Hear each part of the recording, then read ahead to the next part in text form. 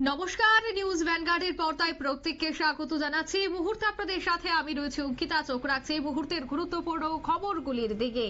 প্রথমেই চোখ রাখতে হচ্ছে পাঞ্জাবের দিকে, কারণ 7 খালিস্তানি জঙ্গিকে কিন্তু এবার আসাম থেকে নিয়ে যাওয়া হয়েছে পাঞ্জাবে।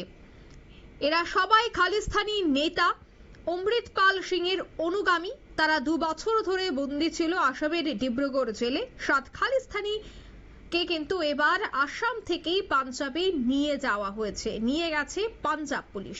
তবে বিস্তারিত জানবো, টেলিফোন লাইনে যুক্ত হয়ে গেছে প্রতিনিধি রাজীব দত্ত। রাজীব, ঠিক কি জানতে পারছো? দেখো, প্রথমেই বলি যে আজকে আসামের যে ডিব্রুগড় জেলা, সেই ডিব্রুগড় যে জেল আছে সেই জেলের 7 জন খালিস্তানি পন্থী তারা বন্দী ছিল বহুদিন। তাদের আজকে পাঞ্জাব পুলিশ দুপুরে 2টি ক্ষেপে নিয়ে গেছে, 2 দফায় নিয়ে গেছে।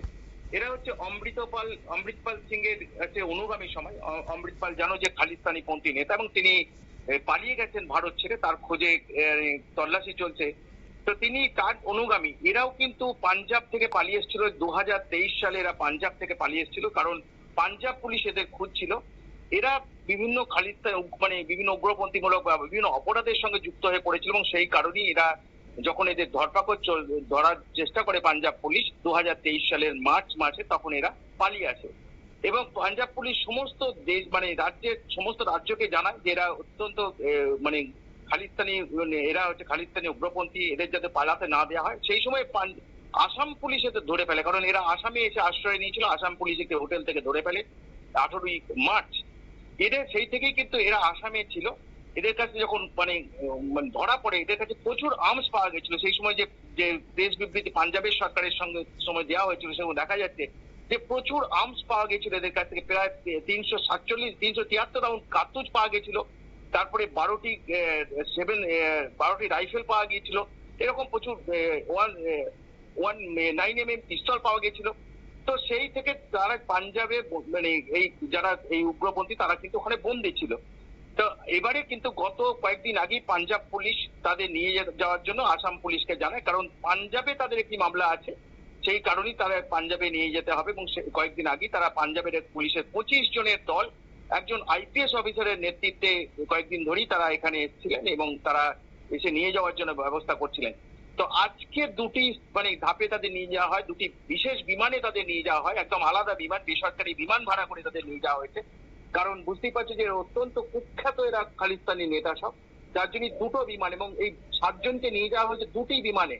প্রথম একটি 10 একটি বিমান, সেটা একটি বেসরকারি বিমান নিয়ে যাওয়া মোহনবাড়ি বিমানবন্দর থেকে ছাড়া হয়। আরেকটি 220 একটি বিমানে তাদের বাকি নিয়ে যাওয়া হয়।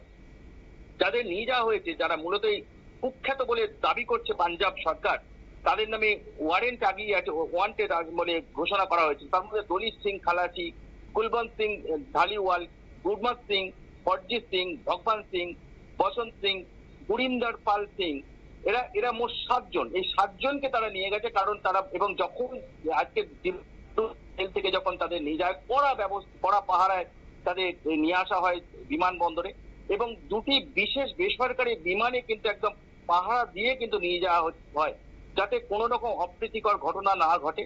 কারণ পাঞ্জাব পুলিশের একটা বিশাল কমান্ডো বাহিনী, একজন IPS এর নেতৃত্বে এসেছিলেন, তারা ছিলেন, এবং সেই সঙ্গে আসাম পুলিশও ছিল, এবং আসাম পুলিশও কিন্তু এদের সঙ্গে সেই পাঞ্জাব চণ্ডীগড় পর্যন্ত গেছে।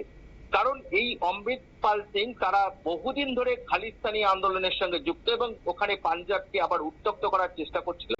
এবং সেই কারণেই কিন্তু এদের অমৃতপাল সিং এর বিরুদ্ধে অনেক মামলা রয়েছে পাঞ্জাবের বিভিন্ন থানায়। এদের বিরুদ্ধেও পাঞ্জাবের বিভিন্ন থানায় মামলা রয়েছে। তো এরা ধরা পড়ে আসামে, যখন 2023-এ পালিয়ে আসে তখন আসামে ধরা পড়ে। কিন্তু অমৃতপাল সিংকে ধরা যায়নি, কারণ সেই সময় সে দুবাই পালায়।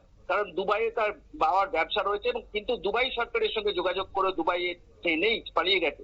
যাই হোক, এই এতদিন পর কিন্তু ডিব্রুগড় জেল থেকে নিয়ে গিয়ে এখন তারা চণ্ডীগড় আদালতে তুলবে, এবং তারপরে নিজেদের হেফাজতে নিয়ে তারপর ওরা জিজ্ঞাসাবাদ করবে। এরা কিন্তু কুখ্যাত যে খালিস্তানি যে আন্দোলনটা শুরু হয়েছিল, এদের নেতৃত্বে শুরু হয়েছিল বলে পাঞ্জাব পুলিশের দাবি। তাই পাঞ্জাব পুলিশ বহুদিন ধরে এই কেসের তদন্ত করছে, এবং এতদিন ধরে তারা নেয়নি হেফাজতে বিভিন্ন কারণে। কিন্তু আজকে তারা পাঞ্জাবে নিয়ে গেল পুনরায় ফার্দার ইনভেস্টিগেশন করার জন্য। অঙ্কিতা। ধন্যবাদ। অর্থাৎ 7 খালিস্তানিকে কিন্তু এবার আসাম থেকে পাঞ্জাব নিয়ে যাওয়া হয়েছে। তারা এতদিন যাবত আসামে ছিল, আসামে তাদেরকে রাখা হয়েছিল পুলিশের হেফাজতে, কিন্তু এবার কিন্তু তাদেরকে নিয়ে গেল পাঞ্জাব পুলিশ।